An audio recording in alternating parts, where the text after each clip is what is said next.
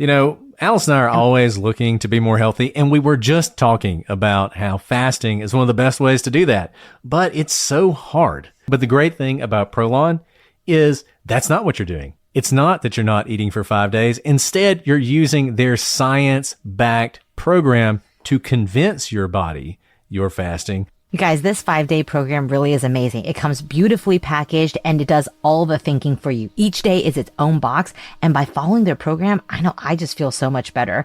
And I can't wait to experience Prolon Next Gen and continue to see results. For a limited time, you can be first in line to experience the new Next Gen at special savings. Prolon is offering the Prosecutors listeners 15% off site-wide plus a $40 bonus gift when you subscribe to their 5-day program. Just visit prolonlife.com/prosecutors. That's PROLONLIFE.com/prosecutors to claim your 15% discount and your bonus gift. prolonlife.com/prosecutors.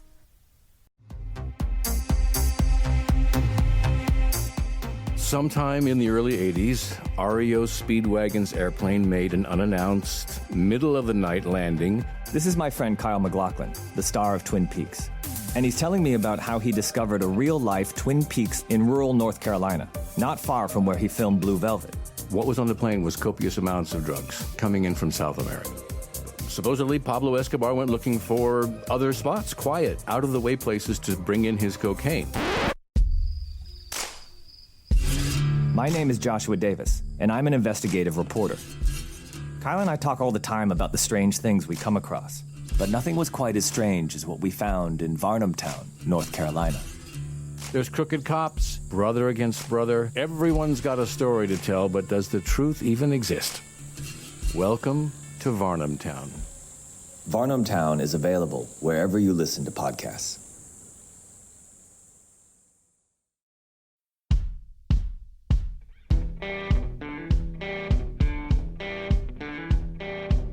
I'm Brett, And I'm Alice.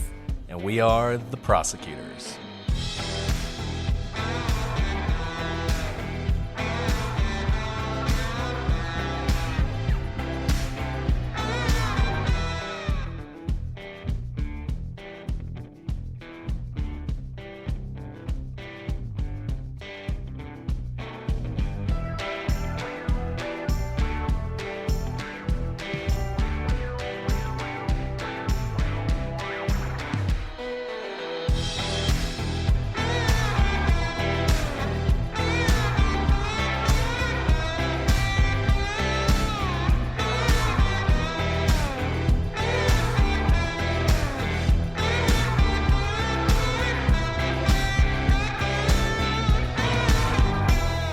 Hello, everybody, and welcome to this episode of The Prosecutors. I'm Brett, and I'm joined, as always, by my una fonte de ispirazione co-host, Alice. That was like multisyllabic. Yeah, it means, in Italian, you are a font of inspiration. And that's from Sarah. That was very nice, and that was beautiful. How long have you been practicing that? I'm very proud of you. That was my first take. I just went with it. Some of it was probably maybe close. Wow. Lei was probably correct. That's probably about it. Le was beautiful, Lei. and I've never been to Italy, but it's on my, I think I've said this before. It's like the next place I go, in like 18 years, I guess, when I can travel Well, that's again. why I want to rent that is villa. Italy. Well, you said you were going to do it, and then you never did it. So where's our true. villa? Let's go record in a villa. Wouldn't that be awesome? That would actually It might be never awesome. come back. We might Anyway. never come back, but it's fine because we can podcast from anywhere. Yeah. Well, and we are that was- podcasting today, Alice. We are podcasting today, and thank you for saying that, because when we have these types of long cases, I do get inspired in between our episodes, because all I can think about, I don't know about you, Brett, but like it becomes all encompassing. It's all I think about. And when someone asks me about another case, my mind goes blank because I'm so steeped in the case that we are currently recording. And that's what the Michelle Schofield case has been for me. I've kind of been just running through the timeline over and over in my mind. And we are not even halfway through the timeline, really. Yeah, we're really at the inflection point for this timeline. Just to give you a recap of where we are, Leo Schofield was convicted of murdering his wife, Michelle Schofield. The murder occurred in 1987. He was convicted a couple years after that. And essentially, what we've talked about up to this point was their relationship, sort of how they got to know each other, and the night of February 24th going into the morning of February 25th. On that night of February 24th, Michelle was working as a waitress, and Leo was practicing with his band that he was a part of. And because they only had one car, Leo was waiting on Michelle to come pick him up. They actually were going to go to a friend's house and take a look at some puppies that had just been born. So Leo was expecting her to arrive. She was a little late. He was getting irritated about that. But at some point, she calls him from a gas station near where she works.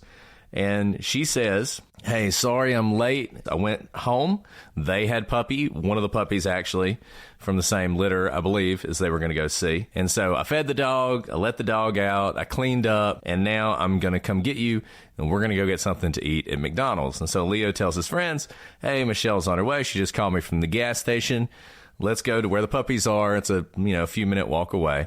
They go over to the friend's house, and they wait. And Michelle should have been there in a matter of moments. But in fact, it took her, she never arrived, depending on who you believe.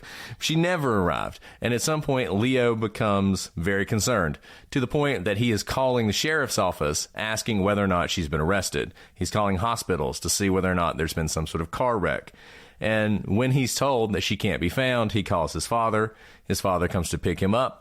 They go off looking for her. This is a relatively small area in Florida, the kind of area where, especially given where she was and where she was going, if she was in a car wreck or something, they would have seen her just driving around, but they don't see her. And Leo's father is getting sick. He has the flu. So actually they go back to his house, his father's house, and his stepmother agrees to go with him. At least this is the story that Leo tells. It's a story that's backed up by Leo's sister. This is one of those, Leo's alibi is his family. And up until this point, the timeline that we've discussed has been fairly not in dispute. Everybody sort of agrees that this is what has happened up to this point. But this is where things start to get into dispute, where you're going to have multiple people saying different things that were happening in different places at the same time. And I've been thinking about this. I told Alice that I was going to pontificate. So this is my random flight of fancy. The thing about true crime and the problem with true crime is it's not very scientific. And, you're considering, in some ways, what we're doing is kind of, if you think about it, like a scientific enterprise.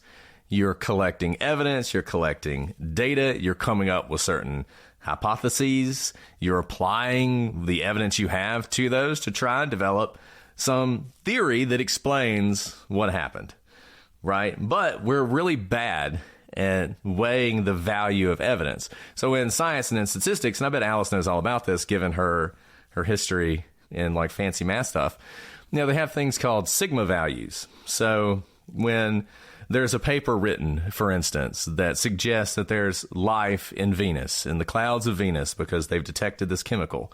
At some point in the paper, they talk about the sigma value of the data. You guys may remember that story, because that was a story. There was phosphine found in Venus's clouds. Phosphine tends to be created by living creatures, so therefore there's life on Venus, right? And there were such big stories that NASA is now sending 2 probes to Venus, several $1 billion of your taxpayer dollars, funding those, which I'm happy about because I think Venus is cool. The only problem is the sigma value of that study was about 1. And 1 means, could be. That's basically it. And since that study was released, multiple other studies have been done, which have essentially disproved it. This idea that there was this gas in Venus actually probably isn't true. And as you go up, 1, 2, 3, 3's when you start getting serious, 5's when you're pretty sure. People go to 6 now and everything else, but That's sort of the value of the different theories you're looking at, the evidence that you're considering. And what I want to propose for all of us when we are thinking about these witnesses and what they tell, in your mind, try and assign some sort of value to what they're saying and consider why it might be believable and why it might not, and try and rank them in your mind about who do you believe more. As we eternally return to Adnan Syed, to give you two examples of important witnesses in that case, you have Jay Wilds and you have Jennifer Pusateri. And Jay Wilds, if you're doing your sigma value thing, there's all sorts of reasons to think that Jay is less valuable as a witness. He lies. He says things that are impossible. He changes his story. Those are the reasons to sort of discount him. There are reasons to believe him. A powerful one is he knew where the vehicle was. Another one is that a lot of the things he is consistent on are consistent also with phone calls. But he's like, do you believe him? Do you not believe him? People go back and forth on it. We thought Jennifer Pusateri and her story was actually much more believable because she doesn't have a reason to lie. Her story doesn't change. She tells it voluntarily. She goes to the police before Jay goes to the police. She goes with her parent or her mom and her lawyer, both there. And these were the kind of things that if you were assigning sort of sigma values in science would sort of push that up in the believability when you're trying to consider which evidence to rank. And I want you to do that today as we're going through this, because like I said, we are going to see things that people are saying that cannot be reconciled. Somebody is either wrong or lying. And that is all there is to it. And what Brett is saying here, that was very, very good pontificating. And by the way, what he's just done for you is basically explain a jury instruction that is given by the judge to every single juror. And this is where the scientific kind of method breaks down in the legal system, because that sigma value, or really how much you believe or trust a particular witness, is something that every juror is instructed to do, except the judge leaves it up to that individual juror. And you all listeners are the jurors in this case who decide what that sigma value is. And so you are not supposed to be influenced by another person's sigma value. So there's no right or wrong answer. And that's the part that kind of drives the scientific theory people crazy about true crime, is that Brett can believe that this particular witness has a 6 sigma value and Alice can decide that that's a 2. And I'm not necessarily wrong and he's not necessarily right. But we have to use kind of common sense. And as you've probably heard a lot of times, the legal standard of reasonable person, reasonableness standard. What is reasonableness? Is there anything more intangible than something called reasonableness? And that's kind of where the softness of those sigma values come in true crime. And I know that kind of drives me crazy because there's no testing of what those sigma values are. But the fact that you can have a spectrum of a believability is something that every single person has to do. And how do you assign those values? Common sense. This is not something you need to go to law school to learn. This is not something that is, only the elites at the ivory towers. They somehow have this power of knowledge. No, this is supposed to be everyone sitting in their seat who has lived in this world, experienced this world. This is why we are tried by a jury of our peers. Though we have different experiences, there are enough experiences in our lives that we've lived together that we have kind of this gut moral compass of what is true, what is not. And that's what you're supposed to be using. And so oftentimes when you listen to a podcast or you listen to a story, there's an element of suspending belief, right? When you watch like a really good movie, a story, anything, there's an element. We talk about Hallmark movies all the time. In order to enjoy those Hallmark movies, you have to suspend belief. But when it comes to determining what you believe in terms of a particular witness's testimony, you need to draw upon your reasonable skills of analysis and what it could mean in real life. And so that's a really interesting dichotomy here, is that oftentimes you're listening to a podcast, suspend all belief, just tell me a fun story that I can ride along with. But here we're telling you, and we've always told you this in our particular podcast, and also if you were to sit on a jury, is to use your critical thinking skills. Can this happen? Not just in some world, this is a possible, any sort of theory. Can what this witness is saying be true in the world that you know as it exists? And then also, can it be true in the world where we have certain limiters and certain things that we can know for sure? And also, can it exist in a world where there are a lot of unknowns? And how many of those unknowns can be consistent with each other before kind of the house of cards falls over? So let's get into the alternate theory, the alternate timeline, which is the one the prosecution is going to pursue. And I think you're going to see very early on what we're talking about here and reasons to think maybe some people are more accurate than others. So where we left off last time was around 1:30, which according to Leo's mother, around 1:30, he and his mother are now heading out to look for Michelle again. That's the story he's going to tell. That's the story that the defense is going to put forward. But there's another story from the prosecution that they're going to tell at trial. And what they're going to say is at the time that Leo was supposedly driving around with his mother, there are other witnesses, unbiased witnesses, who witnessed Leo back at the trailer. In fact, back at the trailer with Michelle, and at some point carrying an object out of the trailer and putting it in the back of the car. An object which the prosecution will describe as a body. Now, they can't say that for certain, but it's a very, if you read the trial transcript, there's a very sort of subtle shift where the prosecution gets someone to describe the object, and then they say something like, could it have been a body? And the person says, well, it could have been. And then from that point forward, the prosecution says, so when you saw him carrying the body out, right? It's a very, subtle thing that you do to sort of, now the jury starts thinking of it as a body as well. Obviously, if Leo... By the way, that's where a good defense attorney would jump in and say objection, mischaracterization of prior testimony. Right, or argumentative. But then you can imagine they keep saying that, and then everyone gets tired of the attorney saying objection. But that's exactly what that objection is for, because mischaracterization of prior testimony is very powerful, because then you have the questioner, the attorney, become the testifier. So obviously, if Leo was putting an object or a body in the back of the car, that is bad for him. It also would seem to indicate that his mom is probably not telling the truth. So let's go through what these witnesses are saying, because there are two witnesses that are particularly important: Alice Scott and Linda Sells. So Linda Sells is going to say that between 1 and 1:30, she came home from work. Now, how does she know it's between 1 and 1:30?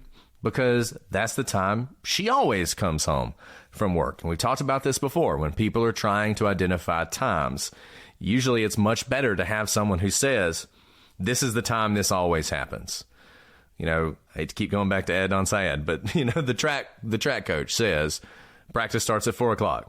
That's the time it always starts. That's much better than him trying to think back and be like, man, on February 13th, what time did we have practice? I can't remember. I think it was 4, right? I mean, that's not very helpful, but this is what happens every day is helpful. So Linda says, look, I was coming home. I come home between 1 and 1:30 every night when I work. And when I came home, I saw Leo Schofield carrying an object out of his house and putting it in the back of an orange Nissan, the same vehicle that was driven by Michelle, and one that is so helpful for the prosecution because it's unique. It's not a blue sedan or a black sedan or a white sedan or a white SUV, right? It's an orange Nissan. If you see an orange Nissan, I know it's the 80s, but I'm just going to go out on a limb and say there weren't that many orange Nissans. So she says, I came home between 1 and 1:30, and I see him loading this object into the back of the car. Now, initially, that sounds pretty powerful. You have an independent person just coming home who sees something, but there's a problem. We know if that's true, her times are wrong, because Leo doesn't leave Vince's until 1:15. And the other person, the more vocal witness, Alice Scott, who is going to tell us the entire story of what the prosecution says that night, she also says that she saw something being loaded into the car, but that doesn't happen until 2:20 a.m., an hour basically after when Linda says she saw this. And this makes you wonder a couple of things about how valuable is Linda's testimony. If she's saying this thing happened at a time that was impossible, is she thinking of the right night? Because you would think her times are accurate, because she's anchoring them in her work. So it's a possibility she's thinking of the wrong night. And as we were talking about, when you're thinking about how much value, how much stock am I going to put in this person's testimony? What's our sigma value going to be? I think that kind of thing is the thing that makes you think, okay, this is significant. This is important. I'm not going to discount it or disregard it out of hand, but I'm going to sort of maintain a little bit of doubt about it because of this seemingly critical inconsistency. Okay, so you have her saying that. Now, and you're going to have Alice Scott saying something else. There's something else that's worth discussing here that is going to be a problem throughout this case, and that's Leo's father. Leo's father is obviously an important witness because he alibis Leo for a lot of the night. Now, he's going to say that by this point, he's gone home and he's gone to sleep. The problem and the thing that is going to make even the detectives wonder is that Leo, at one point, has suspicions about this. At one point, he's actually interviewed by one of the lead detectives in this case who comes to Massachusetts, where Leo will move back to after the murder. This detective is Detective Weeks. He is the chief detective on the case. By this point, Leo's father had actually been arrested in Rhode Island for allegedly molesting a girl.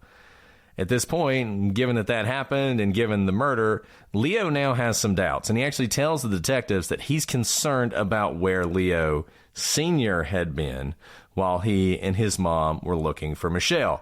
And this is something that makes the police skeptical now of Leo Sr., but it's going to have the added effect of eventually making them more skeptical of Leo Jr. as well, because now they don't trust anything Leo Sr. says, so why should they assume that his alibi for his son is correct either? And this is a case with a lot of twists and turns, and why it's really interesting, because there's all these little things that are coming together that are pushing towards what's eventually going to be the prosecution of Leo Jr. And this is so interesting, right? Because that little twist of this whole story, that Leo Sr. had been arrested for allegedly molesting a girl, is in and of itself can set off so many domino effects, right? You can imagine that if Leo had looked up to his father in some way, at the very least, as someone who was not a child molester, if he were to find this out and it was brand new information to him, he had lived his whole life thinking his father was one thing, and then all of a sudden with this charge, sees his father in a new light, can all of a sudden cause him to question everything about his father, both on the night that Michelle disappeared, as well as everything he knew about his dad, especially if it's not something that he had any indication of before. It's hard to parse out whether it's something like that or whether he independently has some concern about why his father may not have gone home and gone to sleep.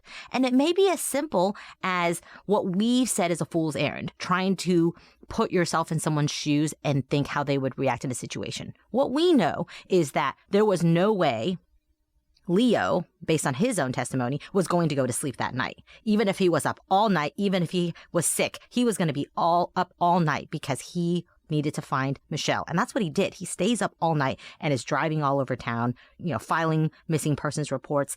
And so perhaps in his mind, he's thinking, I just went to the police station. I just swore out a missing persons report. We haven't found Michelle yet. And okay, he's feeling sick and now he's going to sleep.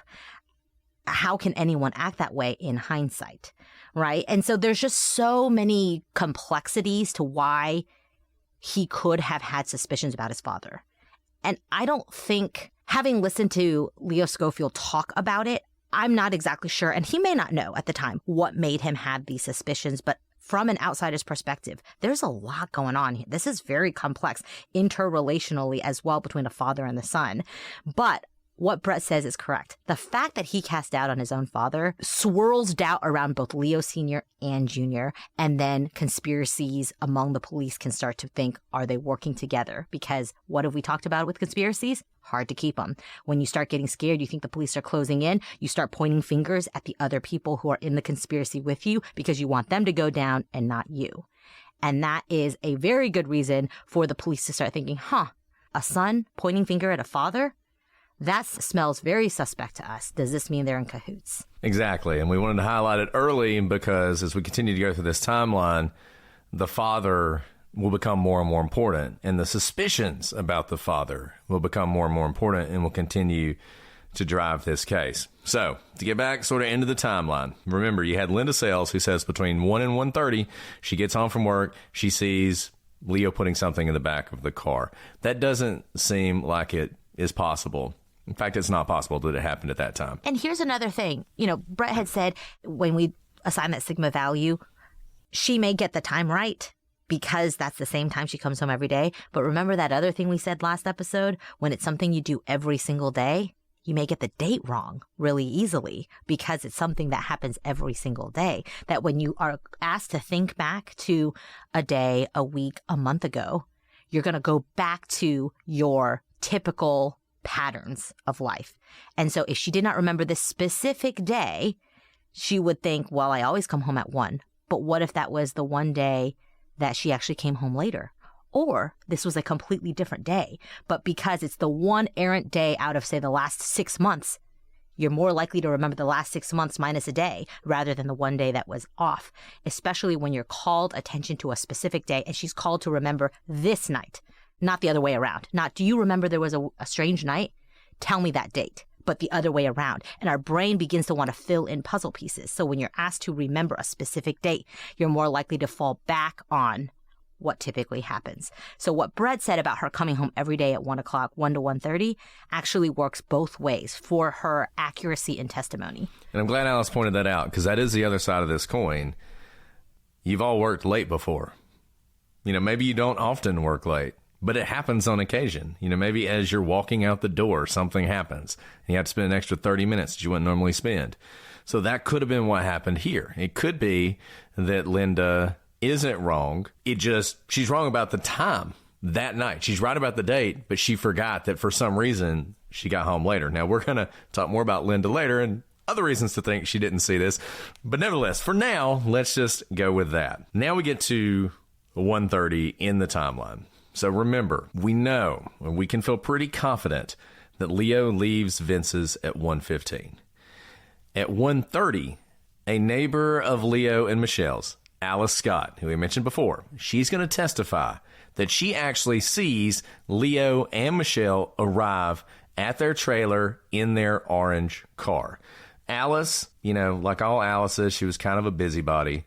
And she didn't sleep very well at night, and she liked to be nosy, and she liked to spy on her neighbors. So she would just sit around and watch people out her window. She's actually described as the nosy neighbor, the busybody, by the prosecution in their opening statement. So she says, she's just watching out her window, and here comes Leo and Michelle pulling in their orange car. She watches them go inside the trailer, and then she hears what she will describe as the sound of a fight. Now, if this is true, imagine that she's right, that around 1:30, they get home and they're in a fight. It does make you wonder how exactly this timeline could have worked. You can work it out, and I think the best way you can do it is this. So Leo leaves Vince's at 1:15. And multiple people, including people who, by the time they are testifying in trial and are unrelated to Leo, are not generally considered in his corner, they all agree on this. So in order for the timeline to work that Alice Scott is offering, essentially what had to have happened, Leo jumps in his dad's truck. They are leaving the house. They're leaving Vince's. And as they're driving out onto the road, here comes Michelle. For whatever reason, she is incredibly late. I mean, this is 1:15. She was supposed to be there at like 9:45. So what she was doing for the last 3 hours, who can say? But basically, they meet each other on the road. Leo kind of jumps out of his dad's truck, gets in the car with her. They head back to the house. And if that happened, we can all imagine the conversation in that car and how angry Leo would have been because of this. They jump into the car and they head back to the trailer. Now, this would also mean that Leo, his father, his mother, and his sister Kristen are all lying about Leo returning to his parents' trailer. Now, an interesting note. Leo and his father both agree that they drove by the trailer to see if Michelle was there. So they both agree that after they left Vince's house, they went by the trailer to see whether or not she'd gone home. Makes sense, right? The kind of thing you would do. Recall, Alice said that she saw the truck, the blue and white truck that Leo's father drove much earlier in the night, around 9 o'clock or so, at a time that really doesn't make any sense. It's possible that if she's either lying or misremembering, that this is the kernel of truth at the heart of her story. She sees the truck at some point in the night, and that later becomes transformed into she saw Leo and Michelle returning home. It's also possible that Leo is the one who is lying. And later, Leo and his mother would also go back to the trailer, and Leo would let the puppy out. And this is consistent with Alice saying that Leo came and left from the trailer on 2 different occasions. So we're going to talk a lot about Alice Scott. We're going to talk a lot about her credibility. You know, you might be thinking to yourself, why would she lie about this? That's a great question. That's the eternal question whenever you have a witness who is testifying against someone and you want to try and figure out whether or not they're telling the truth. But it is interesting that Leo agrees he went to the trailer twice. Alice says she saw Leo arrive at the trailer, leave, and come back to the trailer twice.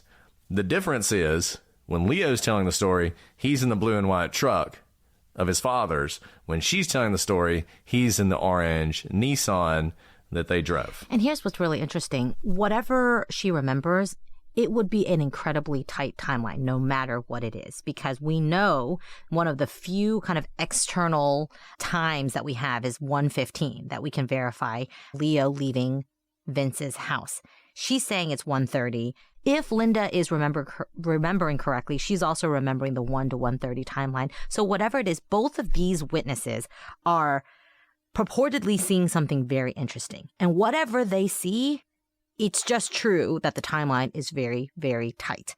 One thing to note about Alice, who self-reportedly is a busybody, who likes to watch what's going on next door, likes to know the comings and goings of her neighbors, this young couple, is that Michelle and Leo did have a pretty volatile relationship. They did fight a lot. You know, friends have said that it was a very passionate relationship, that it probably was not uncommon for them to have elevated conversations or maybe even fights where Alice could probably hear those things. So what she is remembering for this night is much more than what Linda is. Linda is passively seeing something happen, whereas Alice is saying that 2 people, Leo and Michelle, who's alive and well when she first sees her, are coming home and then having this fight that she overhears. That seems like a lot to make up. And this is kind of going back to what Brett was saying. That's either, if this is not true, then she's either lying or misremembering. And one thing to remember here is if she regularly likes to watch her neighbors, this young married couple who has a very passionate relationship, it's probably not uncommon for her to have overheard them have fights through the trailer before. Was it this night, though? You know, I put that out there because it may not be that she's lying if this is not what she saw that night. It's very possible that this has happened so frequently that this actually falls into a this happens all the time sort of situation. And as a matter of fact, even Leo will say that he and Michelle regularly had arguments over the fact that she was late. So you could imagine on multiple occasions, Leo and Michelle arriving at the trailer later than Leo wanted to be there, Leo being angry and screaming at Michelle.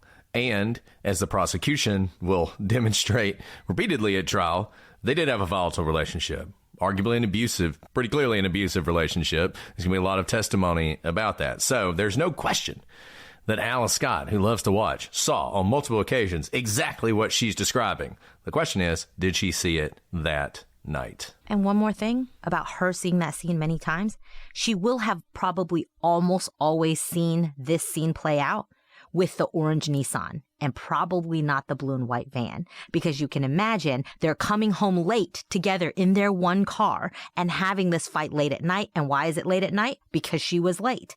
And if the blue and white van is there, it means that someone else got a ride, probably Leo from his dad, and unlikely they would need 2 cars to end up at their trailer.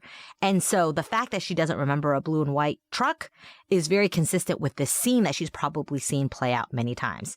Their 1 car coming home with both of them late in the night, fighting about the fact that they're coming home late at night. Now, continuing with this timeline, at about 1:50 a.m., Alice Scott says that Leo leaves that house and gets in his car, the orange Nissan, and drives away. At 2 o'clock, Michelle's aunt will later say that Leo called her around 2 o'clock to see if she knew where Michelle was.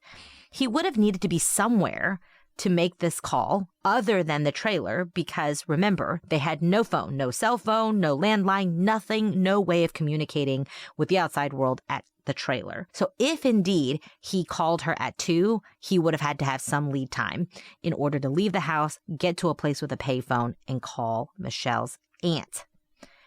At 2:10 a.m., Alice Scott says that Leo is back. This timeline does work out if this is all true. Leaving at 1:50 gives him about 10 minutes to get to, say, Sparky's or somewhere else with a payphone, which is about how far Sparky's is. And if it's a very short call, it's a tight timeline, but he could conceivably be back within 10 minutes, within 20 minutes, I suppose, of when he left. But she says that he comes back after a relatively short amount of time because she sees him pull around to the front of his trailer and she sees him get out of the car. Now at 2:15, Kristen, Leo's sister, she was sleeping on the couch waiting for someone to come home and tell her that they had found Michelle. But she wakes up because she hears something outside. But when she looks outside, she doesn't see anything.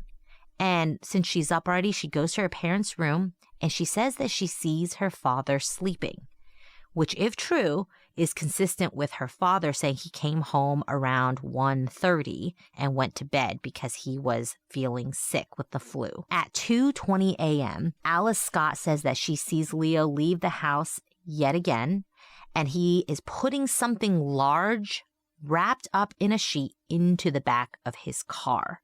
Now, she will say this looks like the size of a child you might carry while asleep. At least that's what she testifies to at trial. But when the police first interview her, and we've talked about this, where if you have a witness testimony, you've probably given multiple statements. You have the first police statement where people know that you have relevant information, and then one of the sides is going to decide they want to call you to trial, and likely before they call you to trial, they're going to want to meet with you, interview you, know what you know. There are police reports or agent reports written during those interviews as well. In other words, most witnesses who testify at trial have told their story multiple times. And that's why we have records of when stories change. And that's what we have here. When the police first interview her, Alice says that between 2:30 and 3, she sees Leo leaving his house with the object. And as we're about to see, this creates a major discrepancy with what David Salm, Michelle's father, says. Alice will be confronted at trial with this discrepancy, but although she says she looked at the clock when she saw Leo and Michelle arrive home, she says she did not look at the clock for the subsequent events. So she's essentially saying, I might be wrong on the time, but I know specifically when they came home because I looked at the clock. That was the first interview with the police.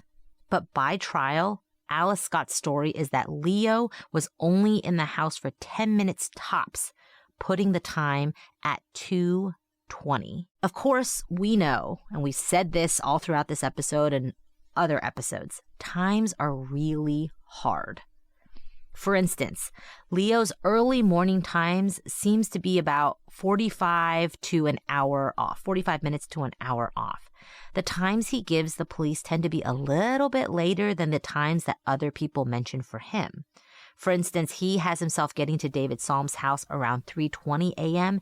and Buddy Anderson's around 4:40 a.m. And I think this is really important because, as we've talked about before, one of the things you're trying to do when you're coming to this is you want, we talk about bias, we talk about all that stuff. We talk about confirmation bias. And it's really easy to walk into a case and decide, I think this guy's innocent or I think this guy's guilty, and just grab on to the pieces of evidence that support you. So if you think he's innocent, Leo's innocent, then you hear Alice Scott changed her time, moved her times to fit the prosecution's timeline, and you say, aha, she's a liar. She's making it up. But the timeline is so tight in this case that really it's not this happened hours before or hours later. It's, well, maybe I was off by 10 or 20 minutes. I mean, that much of a time difference is all you need. And if Alice is telling the truth and she didn't look at a clock, you could imagine how, these times could be a little off. It is certainly the case. The initial story she tells the police doesn't work. It can't work with the timelines we're going to see, because we're going to have independent people who have no reason to lie, who are going to put Leo far away from that trailer at the time that Alice initially says she saw her there. This message comes from Greenlight. Ready to start talking to your kids about financial literacy? Meet Greenlight, the debit card and money app that teaches kids and teens how to earn, save, spend wisely, and invest with your guardrails in place. With Greenlight, you can send money to kids quickly, set up chores, automate allowance, and keep an eye on your kids' spending with real-time notifications. Join millions of parents and kids building healthy financial habits together on Greenlight. Get started risk-free at greenlight.com/Wondery. Ryan Reynolds here from Mint Mobile. I don't know if you knew this, but anyone can get the same premium wireless for $15 a month plan that I've been enjoying. It's not just for celebrities. So do like I did and have one of your assistant's assistants switch you to Mint Mobile today. I'm told it's super easy to do at mintmobile.com/switch. Upfront payment of $45 for 3-month plan, equivalent to $15 per month required. Intro rate first 3 months only, then full price plan options available. Taxes and fees extra. See full terms at mintmobile.com. Bombas makes the most comfortable socks, underwear, and T-shirts. Warning, Bombas are so absurdly comfortable you may throw out all your other clothes. Sorry, do we legally have to say that? No, this is just how I talk, and I really love my Bombas. They do feel that good. And they do good, too. One item purchased equals one item donated. To feel good and do good, go to bombas.com/Wondery and use code WONDERY for 20% off your first purchase. That's BOMBAS.com/Wondery and use code WONDERY at checkout. So one thing to note about the fact that Alice Scott is seeing all of this. Note, I keep saying Alice Scott because I'm going to get very confused about which Alice we're calling an unreliable narrator. One thing to note about this, based on her testimony, she is watching what's going on for about an hour or so in the middle of the night. Longer, actually. And we're talking like 1:30 to 2:30 a.m. I don't know about you guys, but there have been times where I've been up late and I'll notice something. There's a big bang outside or what have you, and I'll look at it. But eventually I get pretty tired and I'm not going to follow up on it, even if I have heard, by the way, there was a murder by my house today, like within a mile. So I've heard gunshots before at night and I'm like, well, I should probably look into this, but it's like 2 a.m. and I'm really tired. I'm going to go to bed. The fact that we have Alice kind of staying up because she says that she has trouble sleeping. You can have trouble sleeping and want to go do a puzzle, go take a bath, go eat a snack, go watch TV. But she chooses to be watching all of this. And because of what I've said earlier, of her probably seeing the scene play out many times of the two of them arriving home late at night and fighting, is that she does this regularly. She watches her neighbors extensively, not just to notice what's going on at a loud noise. She seems like a neighbor watcher. What she sees this night, I think, is probably what she does most nights. Whenever they come home late, it seems to me that Alice Scott probably watches her neighbors until they go to bed. Nothing creepy about that. That's just what she does. She's a kind of the neighborhood watch, shall we say. I think that's relevant here because she clearly wants to be very helpful to the police as someone who knows a lot. Some call it busybody, some may just call it wanting to be helpful. And the fact that she wants to offer all of these times and step-by-step what's happening, and maybe even shave off the times to fit certain timelines, is because I think she knows a lot about her neighbors because she does this regularly. It's not just this night. You don't accidentally catch this happening one night. This is something she does probably every night. And she is really excited to share all she knows with the police. And when you're excited to share information with the police for the purposes of showing how much you know, your story starts to morph a little bit because you're influenced by all the other times you've watched this play out, but also you want to be helping the police vindicate a terrible murder.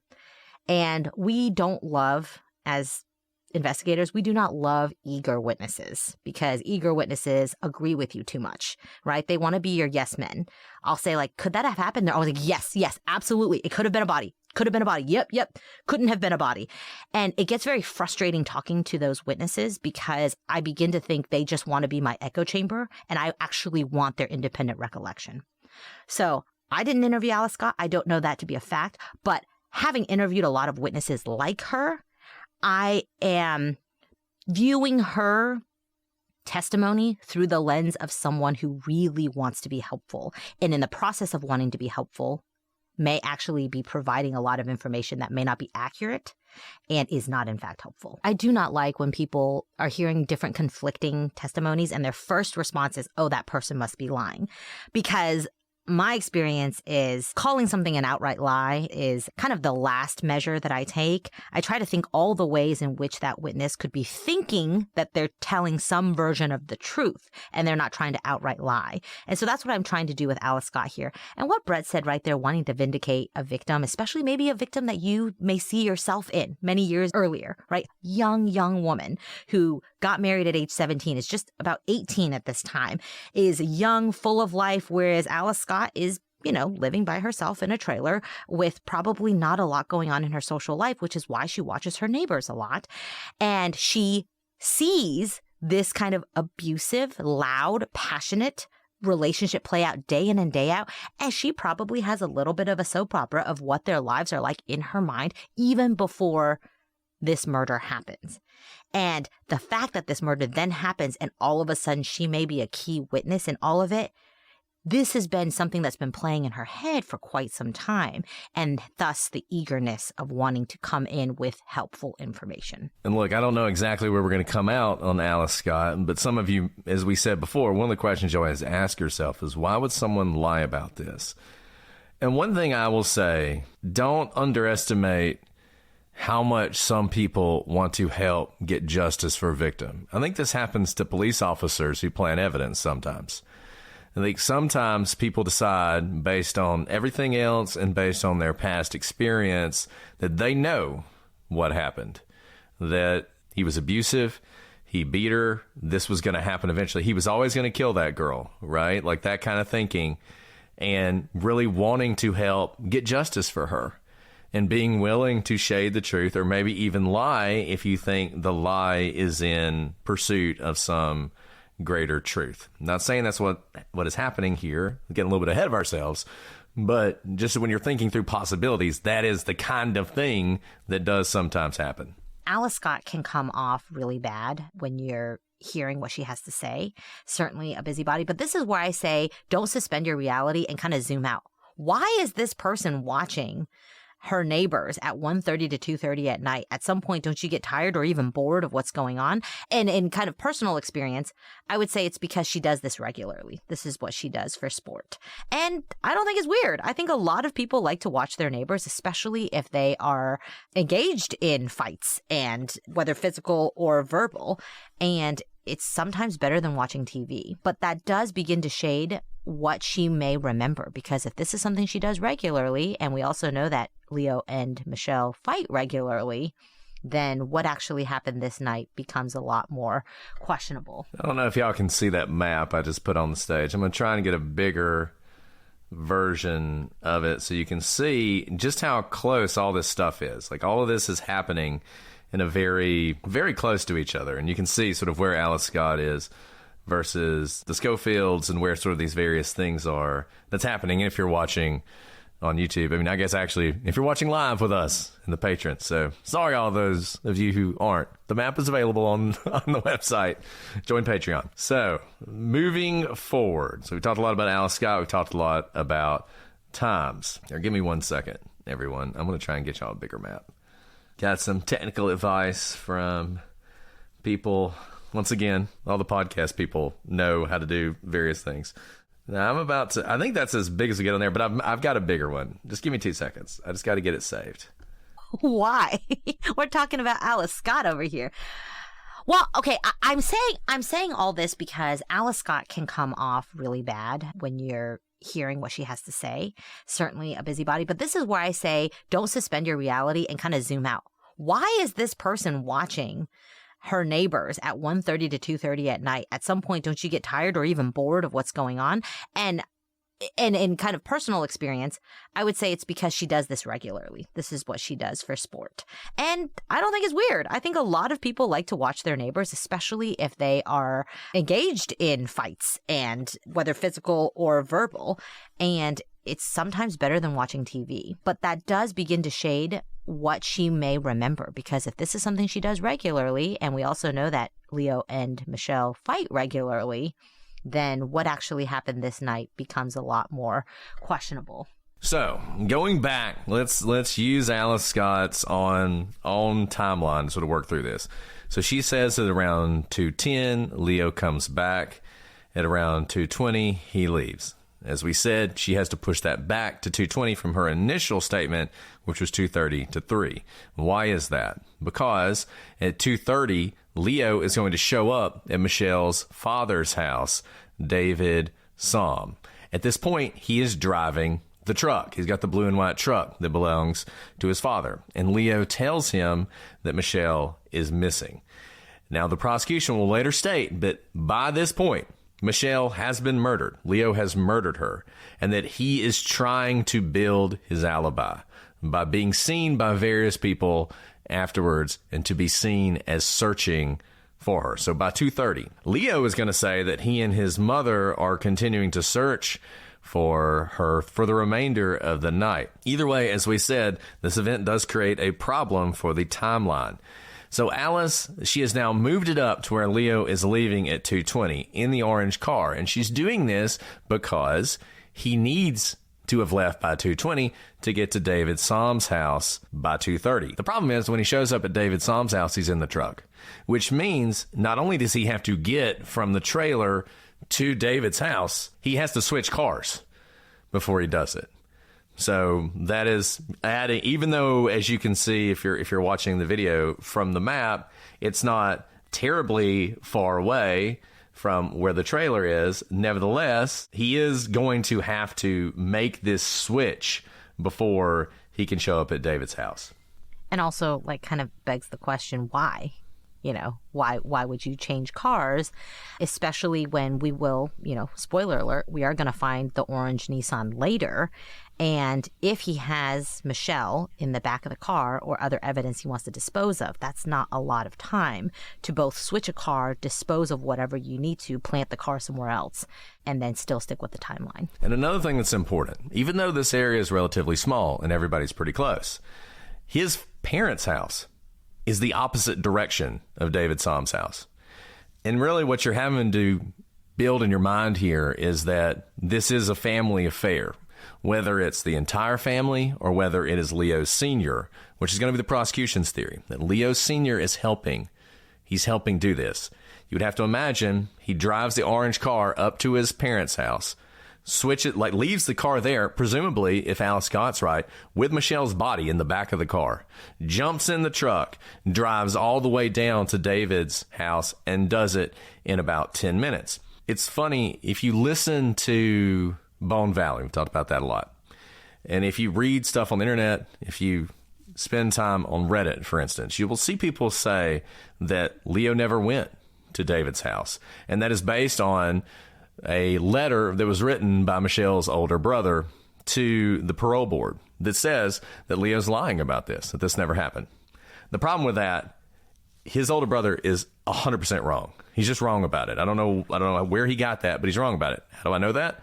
David Somm testified in trial that this happened, and her younger brother, who lived at the home at the time, testified. I don't know if he testified, but he says that this happened because he remembers Leo showing up, and he remembers thinking Leo was being overprotective. If Michelle wants to be out with her friends, why are you running around bothering people about it? So this definitely happened, and it definitely happened at this time.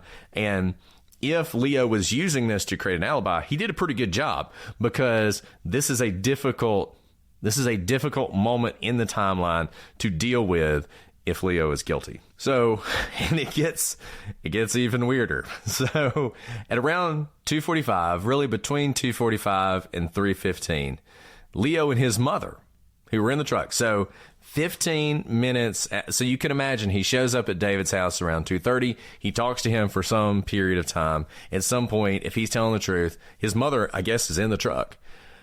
They leave together. Remember when Kristen, if we're following kind of two alternate universes, if he left and Kristen saw him and his stepmother leave when the father, Leo Sr., went to bed, this goes along that timeline, right? Like they were driving around, couldn't find her, and then go to David Salm's house, and then that's why they're together in the truck.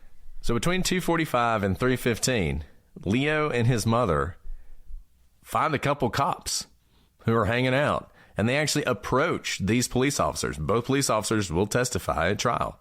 And Leo asked them about Michelle and asked them, have you guys been looking for my wife? I've put in a missing persons report.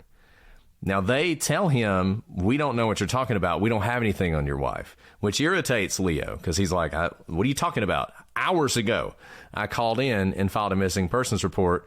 Why are you not looking for that? Well, at 3 o'clock, so right in the middle of this timeline, a bolo is issued to be on the lookout for Michelle and for the orange car. When Leo is talking to the officers, they haven't gotten the bolo yet, which tells you in the sort of 2:45 to 3:15 range, this is probably earlier than 3 o'clock, because if it was after 3 o'clock, not necessarily a sure thing, but a bolo would have come out over the radio and you would have expected them to hear that. So once again, that makes this timeline very tight. If Leo did this, then that orange car is sitting somewhere with Michelle's body in the back while he's driving around talking to her father and now approaching a couple police officers. And a couple things that are very interesting about this. If Leo is innocent and he really has been driving around all night, worried sick, looking for his wife, it would be completely rational to approach police officers that you see out, even though you've already reported it to the police, right? If you wanted to seem concerned but weren't really concerned, you would think that approaching the police one time was good enough. But here, approaching the police to ask specifically, are you looking for my wife? You're not. Please go look for my wife. I'm still, looking. That all seems consistent. Now, if you change kind of worlds and if Leo is guilty, that's a pretty risky thing to do. Not impossible. We've talked about how perpetrators like to insert themselves into investigations, except typically they don't try to instigate the investigation. They like to drive past the scene to see if there's a flock of emergency vehicles and they've created a scene. And when there's no scene, they don't typically try to light a fire until much later, because we're talking within like a couple hours.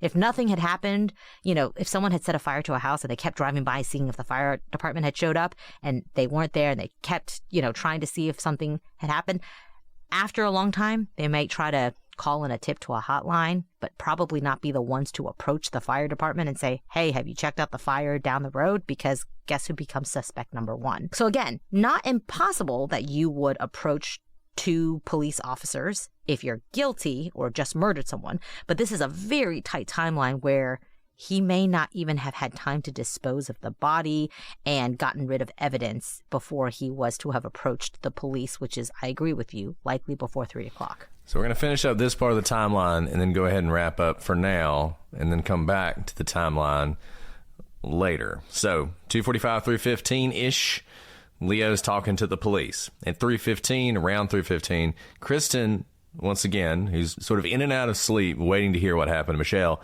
hears the approach of a vehicle. She gets up from the couch, and she goes into her room and sort of watches from her door. And she can hear her mother and Leo enter the trailer. She can hear them talking. Leo's mother will testify that this is exactly what happened, though she puts the time around 3:30. So pretty consistent with a little bit of time lag. Yeah, and by the way Kristen kind of reports the night, again, how you may believe or not believe her testimony is actually a lot more consistent with how I would think someone would typically remember something in the middle of the night. Contrast that with Alice Scott's, where she's not sleeping. There's not any breaks in her viewing of what's going on in that night. Now, with Kristen falling in and out of sleep, that's also interesting in terms of, did she look at the clock every time she woke up? How strict are her timelines? How much can we believe her timelines if she is in fact falling asleep? Because when I fall asleep for 5 minutes, it may feel like hours.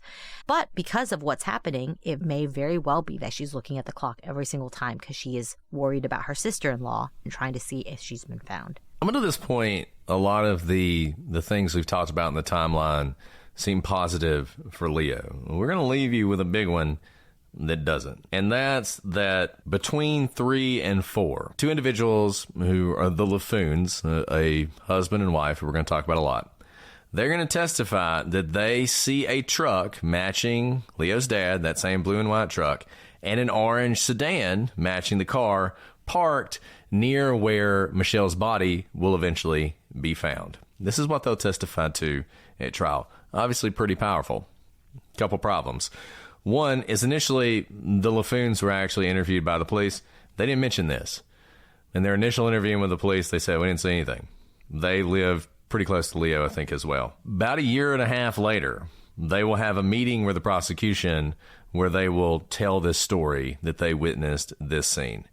It goes without saying, this is a really important piece of information. If it's true, then the alternative story we've been telling you starts to shake out. That Leo, he leaves the scene of the trailer with his wife in the car, meets his father, they switch vehicles, he goes to see David Somm to establish his alibi, he's talking to cops. While he's doing that, his dad is driving to, I guess what you would assume is their predetermined dump location. He goes up to that. Leo, he can't call him on a cell phone or anything, so Leo just must know where to go. Leo meets him there around, sometime after he's talked to the police. And then at that point, the LaFoons come by and they see both vehicles parked there. And that's when the body is going to be dumped. So that's where we're at by 4 o'clock in the morning. Two very different timelines supported by different people. And what you think happened in this case, it's really going to depend on who you believe.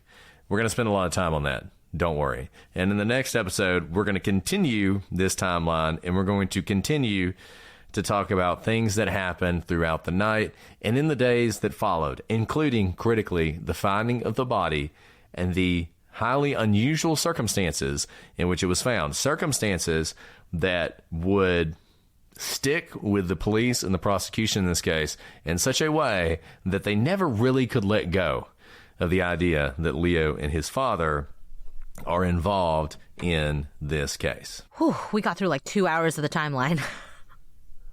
But very everything happens in these 2 hours or nothing happens, right?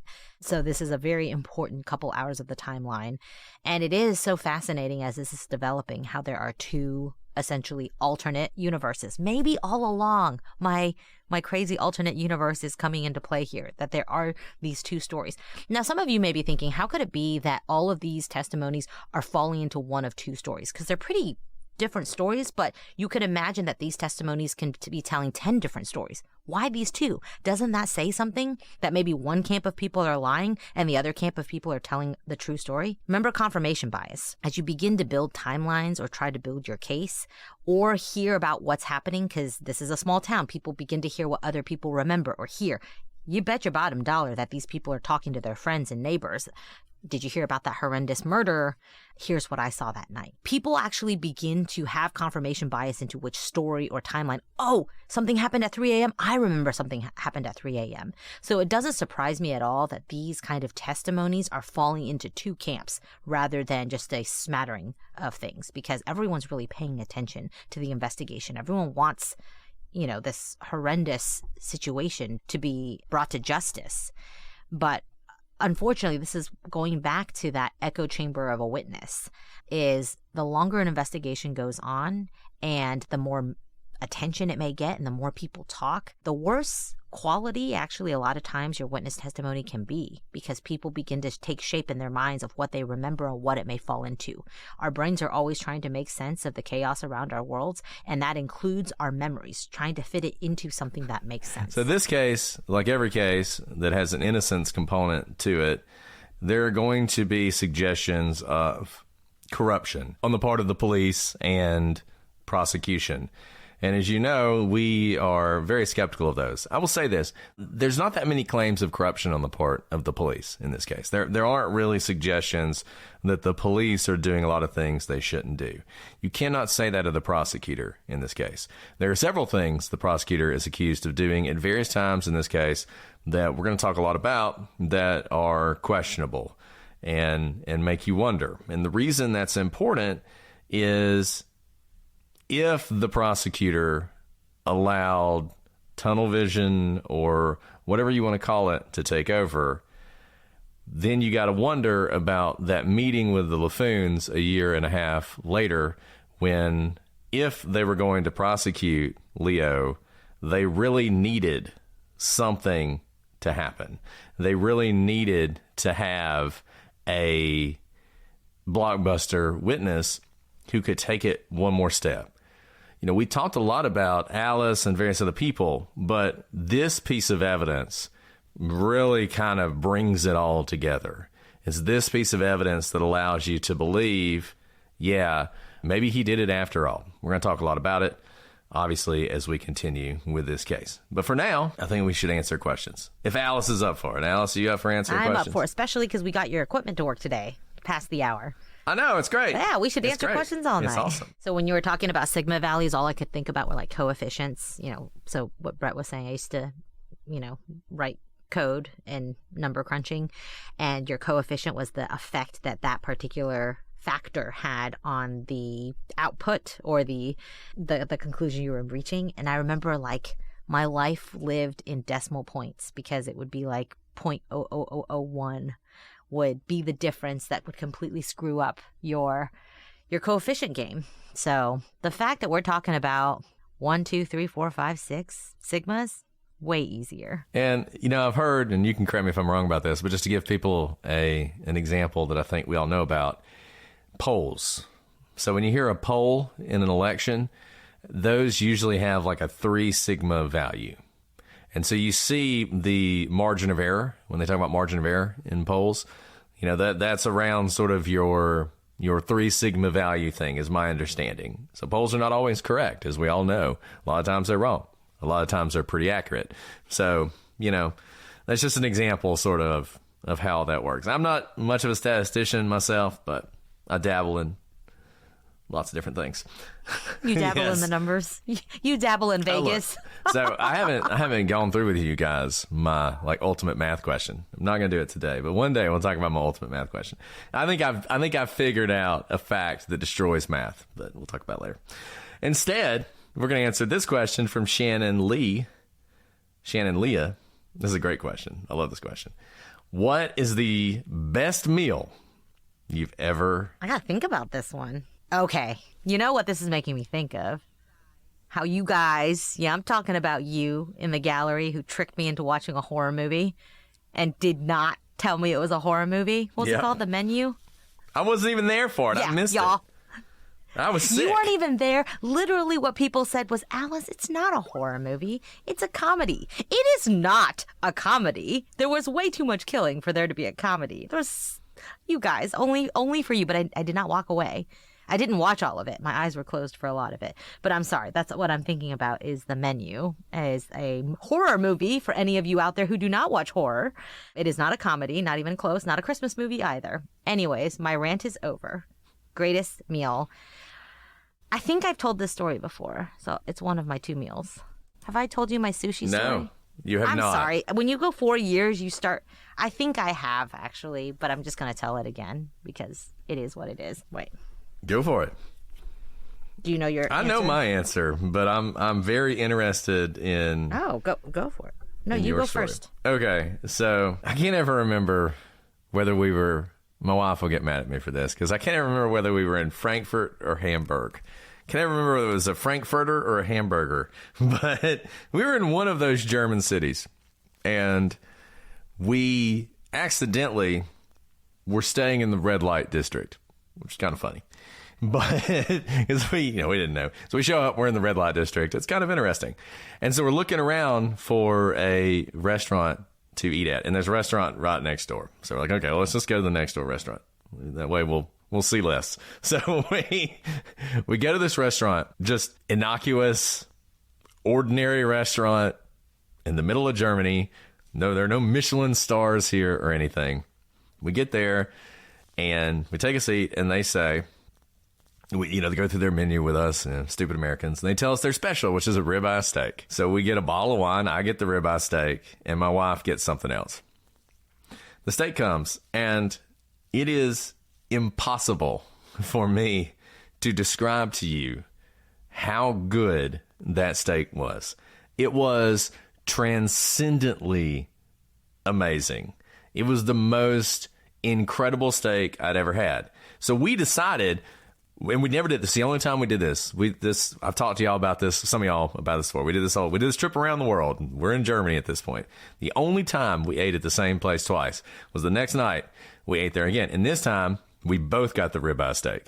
And this is probably the only time where my wife has eaten every single bite of a steak. And I did too. And it was just as amazing as the first time. And ordinarily, I wouldn't imagine that a steak would, I love steak, but I wouldn't imagine that a steak would be your most transcendent meal.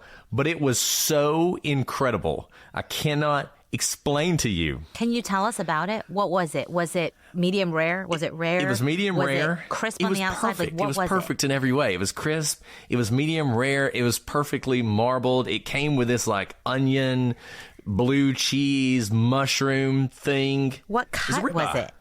Are we going to try to recreate this? I've got a picture of it. Ribeye. On my phone. Should we try to recreate this? We have a cow person. You can never recreate it. Was it like truffle butter on top? Like, what was it? I want to know. I want to taste it with you. I can still taste it. I left a review on TripAdvisor with a picture of the steak because it was so good. What I'm going to do, I'm going to get the photograph.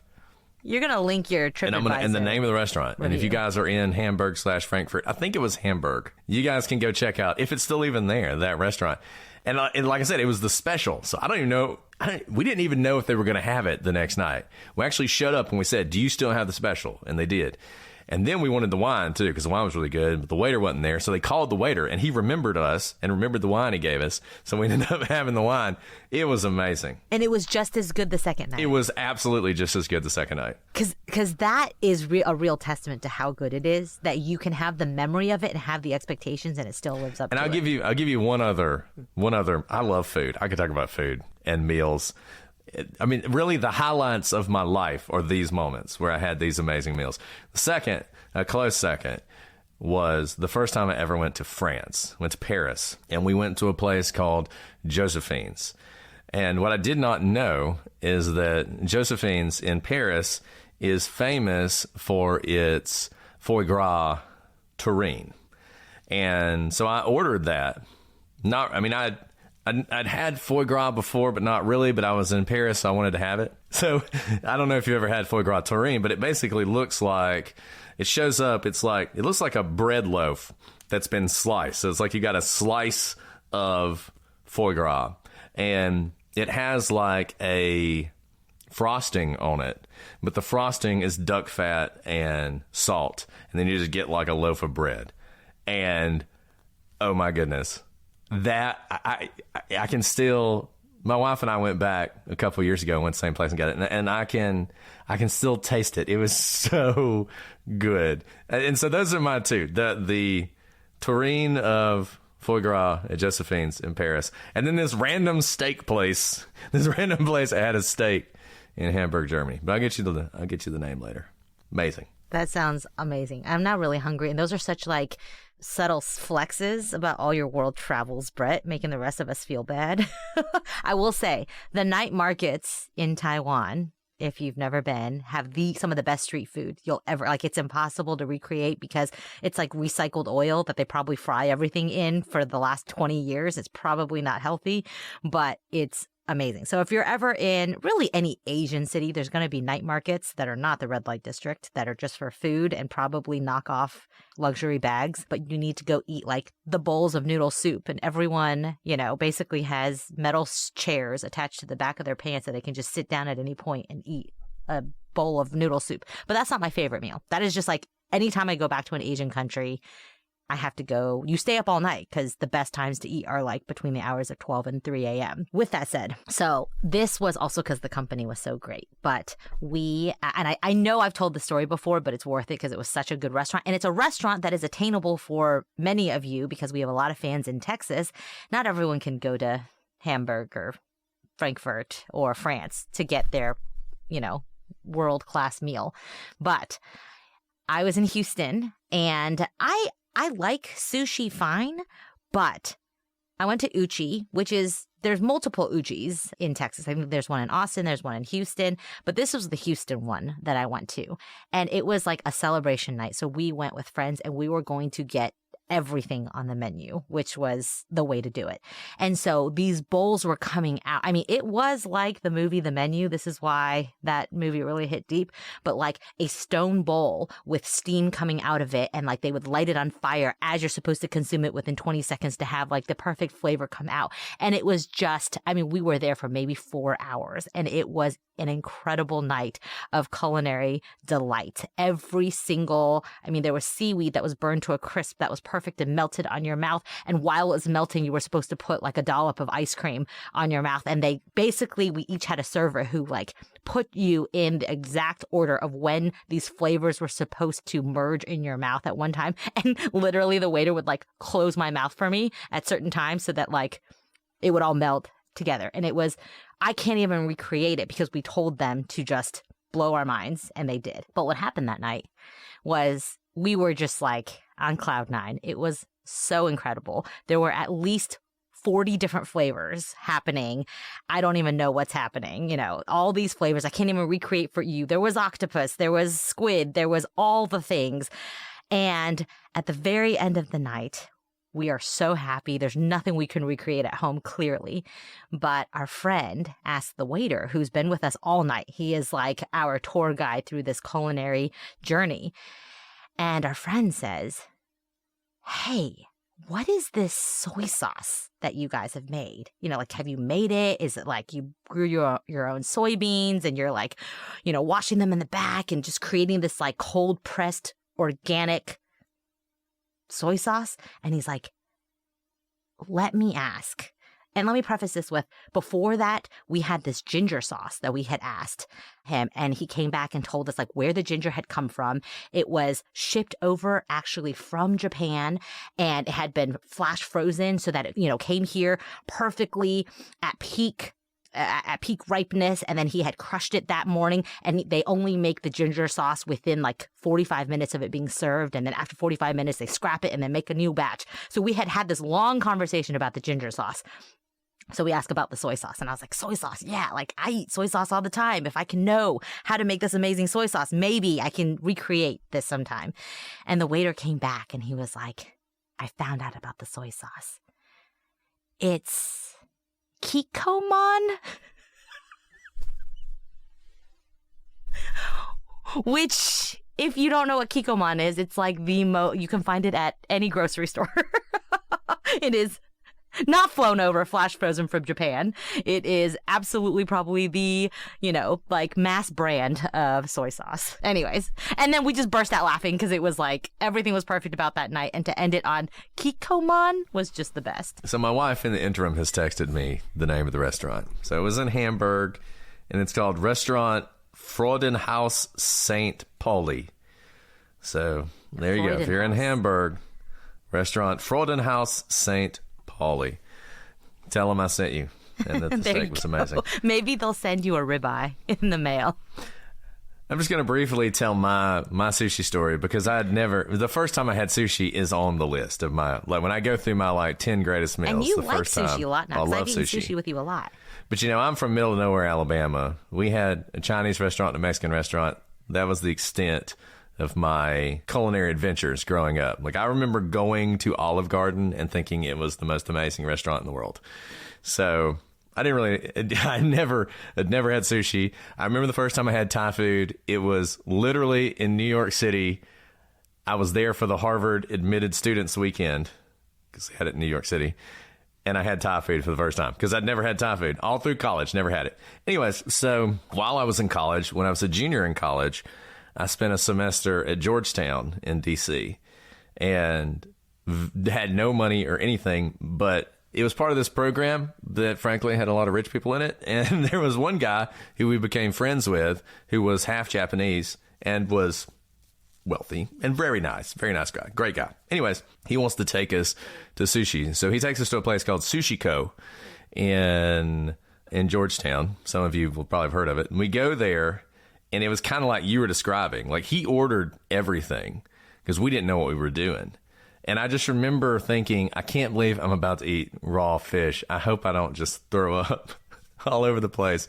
But it was like a life-changing event because it was so amazing. And they ended up paying for it too. So that made it even better whenever it's free.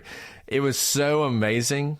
And from that point forward, love sushi. So that meal at Sushi Co. I don't even know if it was that good, but that's the thing, right? Like, sometimes these very memorable things, like I said, maybe if I went there now, I'd be like, oh, that was fun. I really haven't had sushi, like a meal like that since Uchi, because I knew they would pale in comparison. And I was like, I don't even want like grocery store sushi, Yeah. I do love. Now I'm really hungry. This was a fantastic question.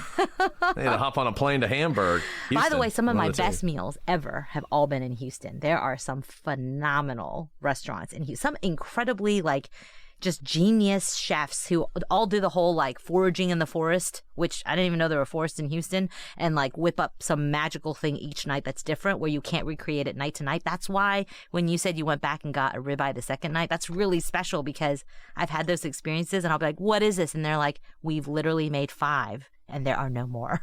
There you go.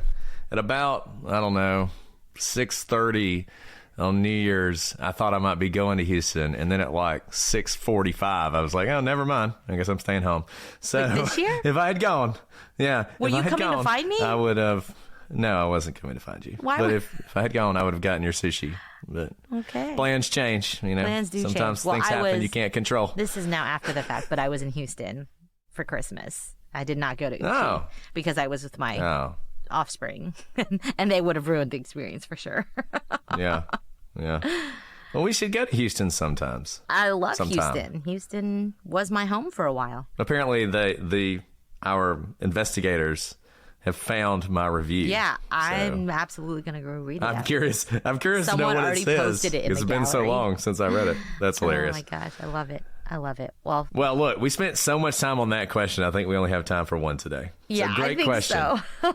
That was amazing. I could talk about food all night long. Let's start a food podcast. Okay. Let's just eat on the podcast. Yeah, let's just eat. If somehow you stayed with us throughout that entire long thing and you're still here and you have questions about Leo Schofield, shoot us an email at prosecutorspod for all our social media. We would love to hear from you guys. Hello to those of you watching on YouTube. We love our sort of, we're trying to grow the YouTube fan base because, that's a podcast. So usually most people listen to it on the podcast, but the people who watch it on YouTube, I always find that, it's pretty fun. It's pretty cool. And thank you to those of you who are patrons who have stuck with us this entire time and watched the entire, as we just waxed poetic about food. We really appreciate you guys. Well, Alice, is there anything else you want to add before we sign off for today? No, but I hope you've enjoyed kind of the deep dive into the timeline. Come back because there is a lot more to discuss. And truthfully, Brett, I'm not going into this one way or the other. I listened to Bone Valley. Obviously, he had a conclusion, but I'm trying to look at this all anew with all the trial transcripts and whatnot. So I'm enjoying this journey because I don't know how it's all going to come out. Me too. I always do, Alice. I love doing this with you. So much fun. Okay, guys, so we'll be back next week. We will continue with this timeline. I promise eventually we'll get through it, but it is just so important. It is so critical, and we always say that timelines are important, but this one is as important as any timeline in any case that we've ever talked about. So we want to spend enough time on it. But we will be back next week with more. But until then, I'm Brett. And I'm Alice. And we are the prosecutors.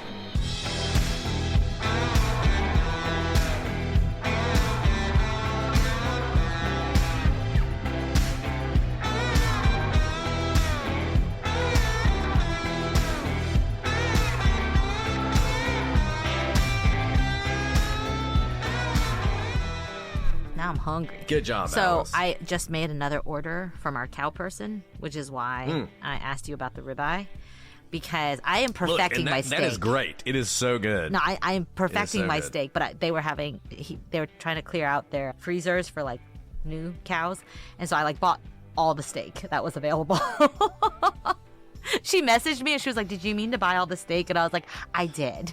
Yep, that was all I was trying to buy." That's hilarious. That's hilarious.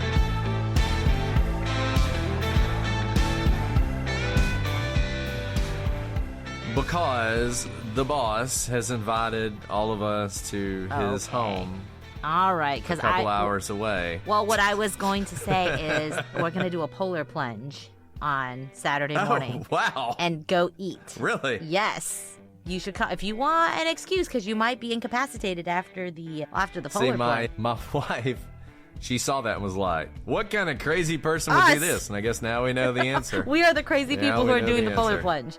And then we're going to go eat breakfast afterwards.